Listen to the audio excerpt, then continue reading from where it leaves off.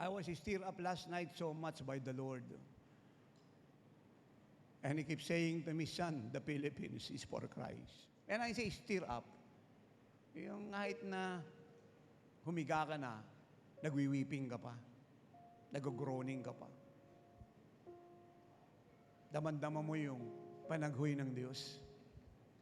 And the Lord said this to me, at gusto ko po itong intindihin nyo, tayong mga anak ni tatay sa abroad, pati yung taga-ibang fellowship na nakakakita nito ngayon sa TV at nakakarinig sa radio set.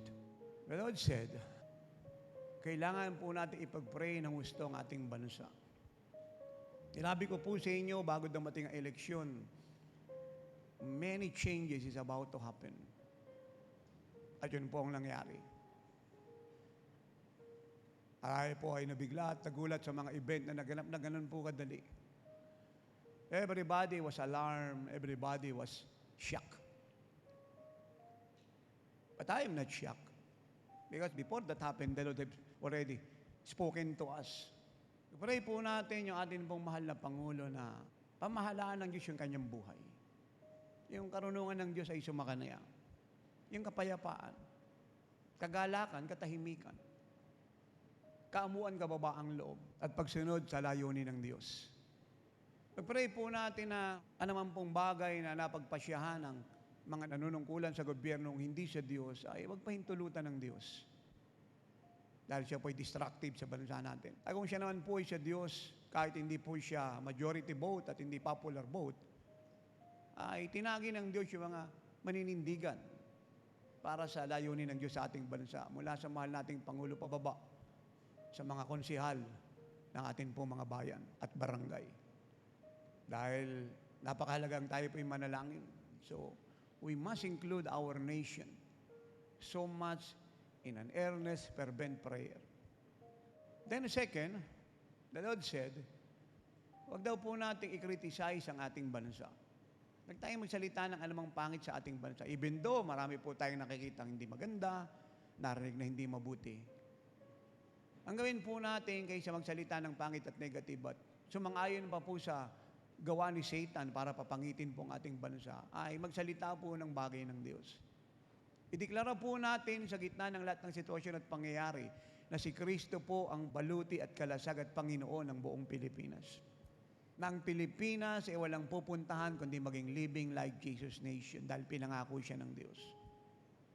I-bless po natin ang mga bukid, ang dagat, ang kagubatan, ang Malacanang, ang Kongreso, ang Senado, ang Ombudsman, ang Supreme Court, ang Sandigan Bayan, ang mga korte, ang pamahalang bayan, ang Mayor's Office, Governor's Office, Vice Governor's Office, Vice Mayor's Office, Congressman, Barangay Captain, Konsihal, at yung pong mga manunungkulan sa SK.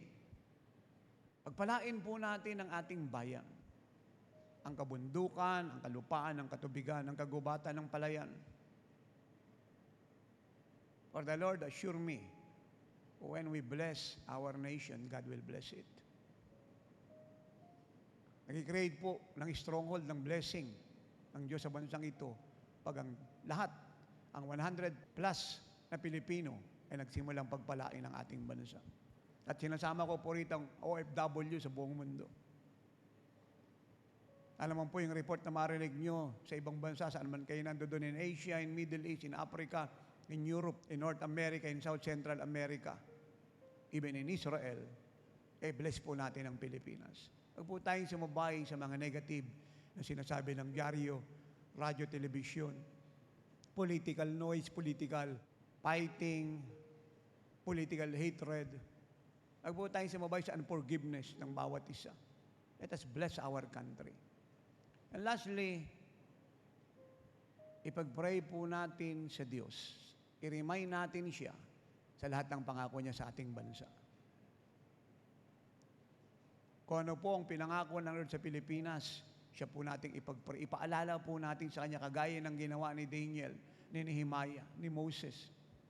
At habang tayo po ay namamagitan at pinapaalala sa Diyos yung Kanyang pangako sa ating bansa, parang mai-pour out po yung mercy at ang judgment po ay maalis. Ihingi natin ng tawad ang kasalanan ng sambayan ng Pilipino.